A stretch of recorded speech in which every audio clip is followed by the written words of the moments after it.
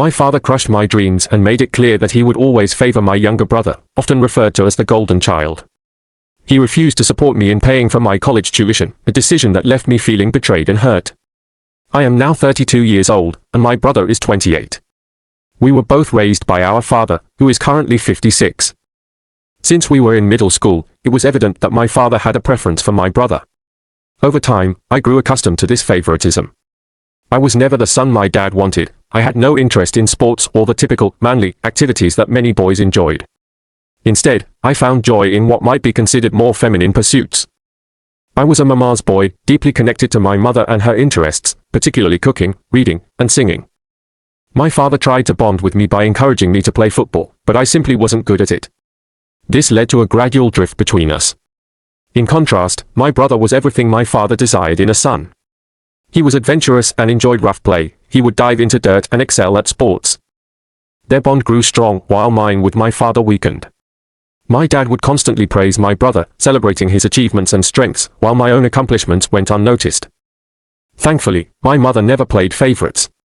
She treated us both fairly, which is why I cherished her even more than him. I made attempts to connect with my father, hoping to repair our bond, but as we grew apart, he seemed indifferent to mending our relationship. The stability of our family shattered when my mother passed away when I was in 8th grade. She had been battling cancer for some time, but by the time we fully understood her condition, it was too late to help her. Losing her hit me hard, and I found myself spiraling into a dark place. During this difficult time, cooking became my escape. I would spend hours in the kitchen, trying out new recipes and finding comfort in preparing food. My mother was an amazing cook, and she often shared her dreams of becoming a chef, had circumstances been different. Cooking was my refuge amidst the chaos of my emotions.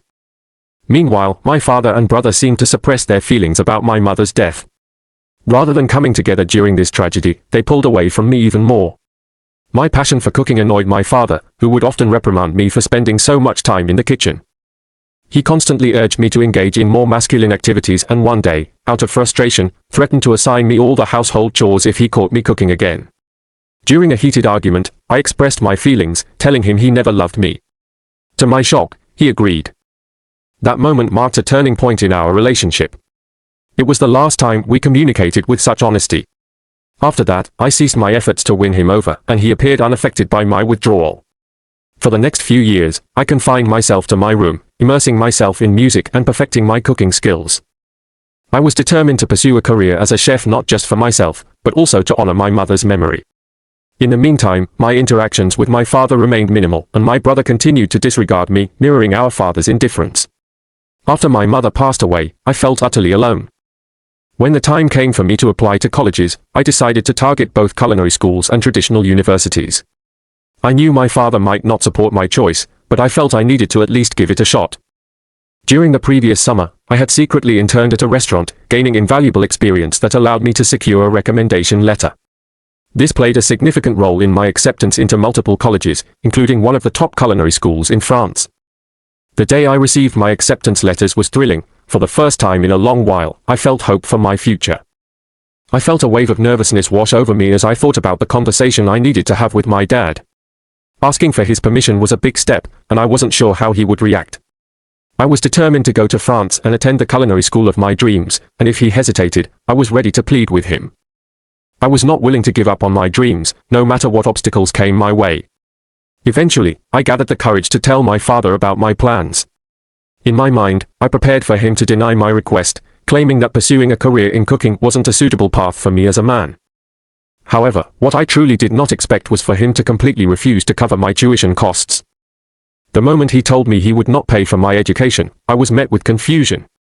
He wasn't struggling financially, on the contrary, he had a stable income and could easily afford to help me attend school in France. But as it turned out, money was not the issue at all. The reason behind his refusal was that he believed sending me to such a prestigious school would make my younger brother feel insecure. My brother was having a difficult time in school and often struggled with his grades. My dad wanted to protect him, and he suggested I either go to community college or find a way to pay for my tuition myself. I was taken aback by how unfair I felt my dad's decision was. It seemed cruel for him to put my dreams on hold because of my brother's insecurities. I tried to reason with him, stressing how important this opportunity was for my future, but he remained firm in his stance. My father's priority seemed to be my brother's well-being, and he made it clear that he did not want me to compete with him for attention or support. The weight of the situation was overwhelming. I could hardly believe that my own father was standing in the way of my goal simply to favor my brother. After a long and emotional confrontation filled with pleading and tears, I found myself in a huge fight with him. I expressed my frustration and anger, and ultimately, I left his house feeling hurt and betrayed. Without a place to go, I moved in with my maternal aunt, my mother's older sister. Until that moment, I had hesitated to leave my childhood home because it was a place of comfort for me. I feared the changes that would come with moving, especially since my aunt lived far from the high school I attended, which would mean starting all over again. However, I had no choice. I needed support and a new beginning. I shared everything with my aunt, explaining how my dad had refused to pay for my tuition and that I desperately needed her assistance. Although it felt uncomfortable to ask her for financial help since she wasn't as wealthy as my dad, she reassured me that she would do everything she could to support me. To my surprise, she managed to rally her friends together, and they helped fund my education at the culinary school I had always dreamed of attending. I was filled with gratitude for their generosity, and I promised myself that I would work hard to make this opportunity count. Once I started studying at the culinary school, I also took on a part-time job to help manage my expenses. I was determined to repay my aunt and show everyone that their faith in me was not misplaced. I gave my all, working diligently and honing my skills in the kitchen. When I graduated, I emerged as one of the top chefs in my class, which led me to secure a job at a high-end French restaurant only a few months after finishing school. I made it a point to send half of my salary back to my aunt as a way of showing appreciation for her support. Thankfully, I did not have to rely on student loans, which could have burdened me with debt that might have been impossible to repay.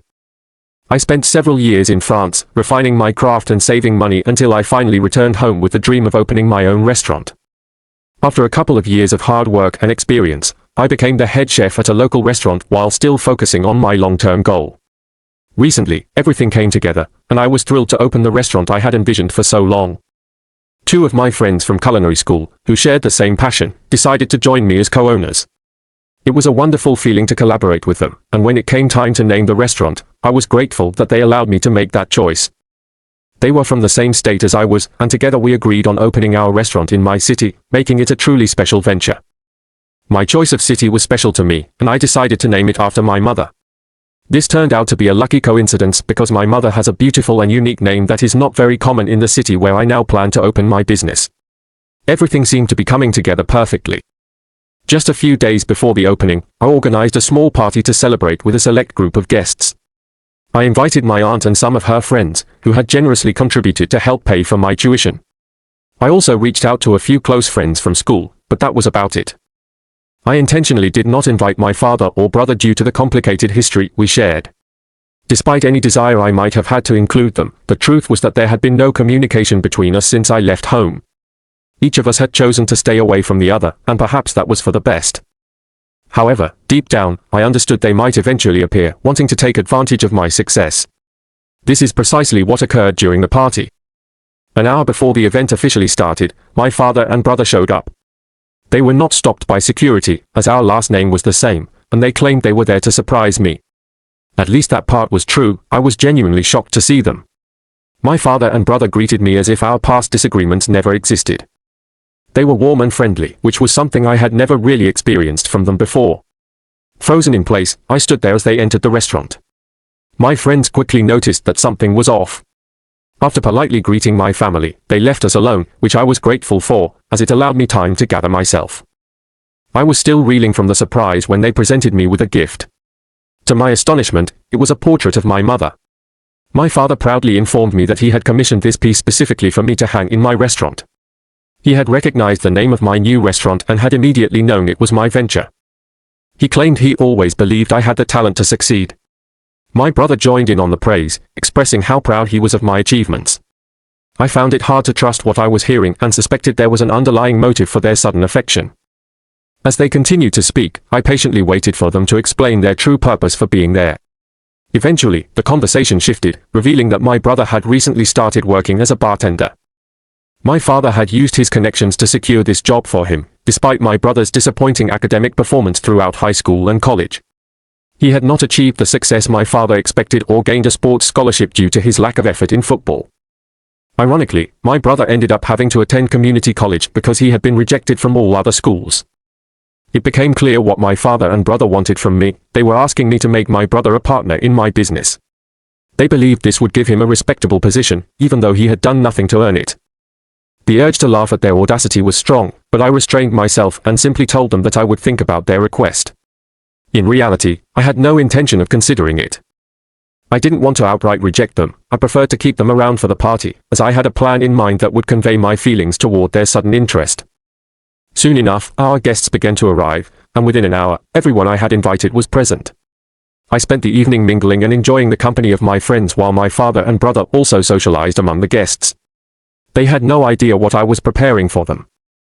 My brother followed my lead, doing the same thing, and I even caught wind of him showing off about me to a few guests. I was stunned by their nerve. As the party wound down, it was time for the hosts, which included me and my partners, to raise a toast. My friends went first, and I chose to wait until last to present my speech, wanting to save the most meaningful words for the end. When my moment finally came, I felt ready to share my true feelings. I began by expressing my gratitude to everyone who had come to celebrate. I lifted my glass to my mother first, as she was the foundation of all my achievements. Her unwavering belief in me throughout my childhood instilled a confidence that propelled me to pursue my dreams. Even after her passing, her love and faith remained a part of me, guiding my journey. Once I had honored her memory, I shifted my focus to other critical figures in my life. I acknowledged my aunt, who generously helped finance my culinary education by lending me money with her friends. I was grateful for her support during a time when it seemed impossible for me to afford school. Then, I confronted the reality of why I had needed to take out a loan in the first place, my family situation. I shared the painful truth about growing up with a father who never showed me love or belief in my potential. Instead, he constantly criticized my interests, such as cooking, which he deemed too feminine. My brother mirrored those traits, reinforcing the atmosphere of negativity around me. I recounted how my dad had flatly refused to pay for my tuition, fearing that my success would eclipse that of my younger brother, who he favored above all. This toxic environment ultimately led me to leave home, seeking freedom and the opportunity to grow. Despite the challenges I faced, I was proud to stand here today as a testament to resilience. I took a moment to look around the room, observing the reactions of my father and brother. Many guests shot them disapproving glances, and even they appeared to feel some shame, although I knew better than to think they truly were sorry. In a surprising twist, I approached my dad and brother and embraced them, mimicking the false warmth they had shown me during their visit. I declared that their presence today had earned them my forgiveness for the past and even offered my brother a position as the bartender at my new restaurant. To onlookers, this appeared to be a heartfelt reconciliation, and they applauded, some even whistled in appreciation. Yet I knew the truth, this was my way of taking a stand, a subtle form of humiliation. They had to wear smiles and show gratitude, even though I could sense their resentment simmering just below the surface. As the crowd began to disperse and it grew late, my father and brother confronted me outside the restaurant. Their anger was palpable, especially in my brother's eyes, which glistened with unspilled tears. They demanded to know why I had made a mockery of them and questioned why I didn't just refuse them entry when they arrived if I had no intention of truly welcoming them. I merely laughed, explaining that this was my way of repaying them for all they'd done to me over the years. I felt they deserved every bit of my words. With that, I turned and walked away, not looking back even when I heard my brother's cries of despair, calling me cruel and proclaiming that I would come to regret my actions. I simply got into my car and drove off without a second thought. That incident occurred a couple of days ago, and since then, I haven't heard from either of them. My aunt believes I overstepped and should have just sent them away when they first showed up, but I disagree. I feel that the humiliation I dealt them was well earned. Update: I have chosen not to reach out to my family to apologize, despite my aunt's concerns that I may have been too harsh. I stand by my decision, as I believe it was deserved. I do not regret my actions, and I will not pretend otherwise. I see no reason to express false remorse when I genuinely feel none. When they visited me, they could have used that moment to offer an apology, but they chose not to. I shared my feelings about this with my aunt, who, despite still believing that I shouldn't have acted the way I did, has kept her comments to a minimum. It seems we have reached an understanding where we simply don't see eye to eye on this matter, and I can accept that. On a different note, my brother has been actively spreading negative comments about me to our friends from school. It's disappointing that we attended the same high school because now I have to deal with messages from acquaintances seeking confirmation about the rumors. These rumors falsely claim that I publicly humiliated my dad and brother and forcibly removed them from my restaurant after serving them food that was 3 days old, which is completely untrue. My brother has exaggerated the story to cast himself as the victim, which is not surprising given his pattern of behavior. Normally, I wouldn't be concerned about petty gossip, but I cannot allow these falsehoods to jeopardize my business. To address this, I sent my brother a message warning him to stop spreading lies about me and my restaurant. I made it clear that if he did not cease these actions, I would ensure he loses his current job. I sincerely hope he takes this warning seriously because I am currently overwhelmed with work and do not need any unnecessary drama in my life. In a humorous twist, my brother responded by saying he would only stop if I made him a partner in the restaurant. I find it difficult to comprehend the sheer level of foolishness and entitlement he displays with this demand. If he wants to be a partner, then talking negatively about the same restaurant is a foolish move, to say the least. It seems to me that my dad is using this situation to further his agenda of making sure my brother lands a prestigious job without putting in any real effort. I have clearly communicated to them that if the lies don't stop, they will be hearing from my lawyers. It is crucial for him to understand that he is not in a position to negotiate with me at this time. The only reason I haven't taken action yet is that I want to avoid unnecessary conflict, but I will not hesitate to take a stand if he crosses the line again. Since my last update, which occurred about a month ago, I have been incredibly busy and have not had the chance to provide any updates on the situation. Thankfully, my brother has ceased his disparaging comments about me for the time being, however, they are still eager to ride on my coattails and benefit from my success. A few weeks ago, my dad decided to pay me a visit alongside my brother. Their intention was clearly to intimidate me, as they showed up at my home and threatened to sue me for using my mother's name for my restaurant. They even claimed to have consulted a lawyer and warned that if I did not make my brother a partner immediately, there would be consequences. I immediately recognized their bluff. No lawyer would take such a frivolous case. It seemed they were forgetting a vital detail: my mother is my mother too, not just my father's wife. I have every right to use her name, and no law could prevent me from doing so. By that point, I had reached my limit with their nonsense, so I firmly told them that if they did not leave me alone, I would have no choice but to contact the police. My brother, in a fit of anger, attempted to grab me, but thankfully, my dad restrained him. It was evident that the ongoing humiliation had finally pushed him over the edge, but I refused to take the blame for his outburst. They were fortunate that I did not call the cops at that moment. I told my dad he needed to leave, but he insisted that my brother go wait in the car while he spoke to me privately. Once my brother was gone, my dad tried to manipulate me emotionally, suggesting that if my mother were aware of what I was doing, she would be disappointed in me.